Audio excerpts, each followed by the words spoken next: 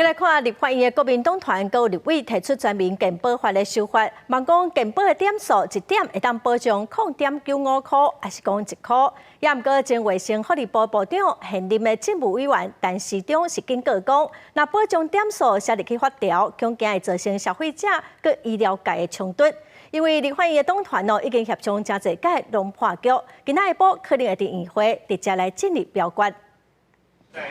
血管医学环境继续恶化，加上健保给付点答偏激，互部分医护人员离职，甚至出现有病床无医护人员的状况。立法院国民党团甲部分立委提出健保法第62条修正草案，希望将保障点答执法，每点0.95块或者是1块，互基层医护人员定心丸。医界也表达认同。我们强烈的呼吁，这一次不论是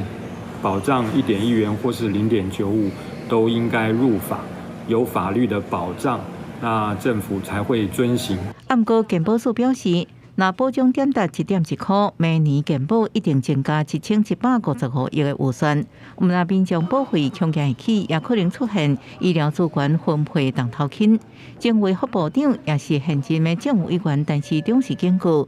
保障点答若执法，恐惊造成消费者甲医疗之间的冲突。消费者跟医疗提供者，还有健保官方管理者双方面，因为没有一个适当的一个停损点，所以冲突会加剧。在没有很完整的相关的配套之下，那恐怕对于我们刚刚所要做的很多的改革，也会造成相当大的这个影响。周总良强调，健保点答不应该伤过价，不过不应该透过修法加做制度式的平等，安尼可能互弱者更较强，偏向更较偏向。希望朝野立委应理性讨论。立法院党团经过真济摆协商拢破局，无排除16下晡伫立法院会进行表决。记者综合报道。